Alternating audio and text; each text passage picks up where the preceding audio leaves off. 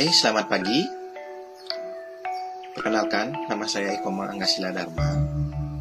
Saya adalah salah satu mahasiswa di ITP Markandeya Bali, program studi bahasa Inggris.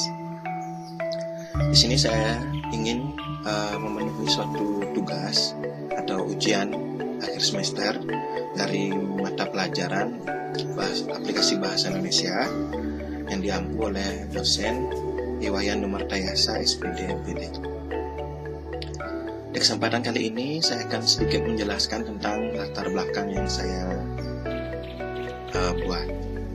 Di mana di sini saya menggunakan metode piramida terbalik, di mana penjelasan pada latar belakang saya ini terbuat dari sesuatu yang sangat umum dan mengkhusus, serta di dalam latar belakang yang saya bikin itu ada permasalahan dan juga harapan dibuatnya latar belakang ini.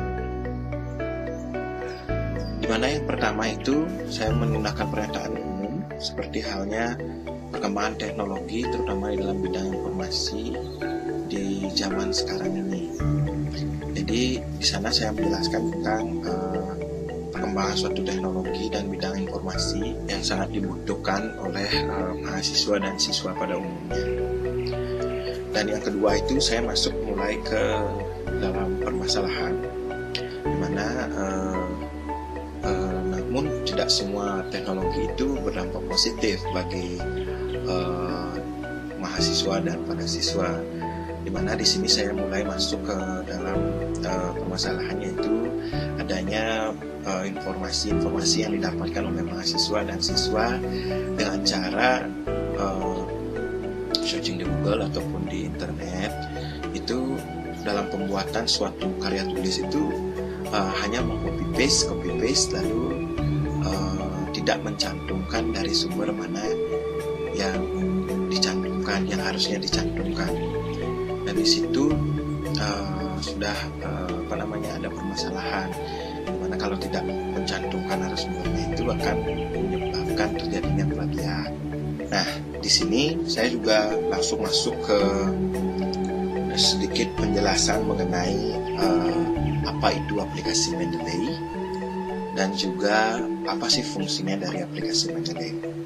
Nah, setelah itu saya juga sedikit menjelaskan tentang keunggulan-keunggulan dari aplikasi Mendeley tersebut, di mana dalam aplikasi Mendeley itu bisa digunakan di berbagai software, misalnya seperti Android dan juga iOS, dan juga bisa digunakan oleh Windows, Mac dan juga Linux.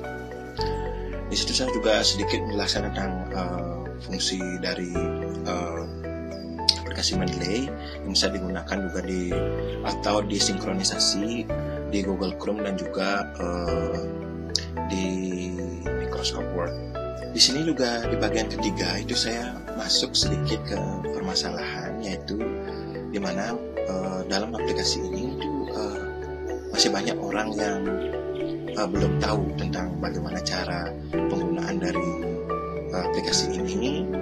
Dan di sini juga saya sedikit memasukkan tentang bagaimana cara instalasi, sinkronisasi, dan juga penggunaan dari aplikasi Mendeley tersebut. Dan di situ juga saya memasukkan sedikit kekurangan dari aplikasi Mendeley, di mana aplikasi Mendeley juga merecord atau merekam atau menyimpan, itu istilahnya, untuk file-file yang berbayar gitu.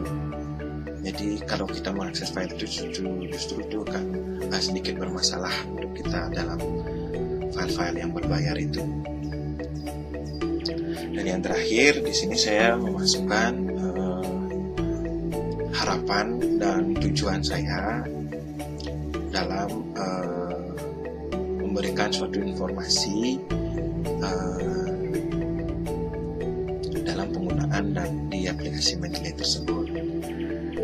Dan juga di sini saya juga mencantumkan beberapa daftar pustaka atau referensi yang saya gunakan dalam menyusun latar belakang saya, yaitu mengenai tata cara penggunaan dari aplikasi Mendeley. Sekian penjelasan saya mengenai latar belakangnya saya buat.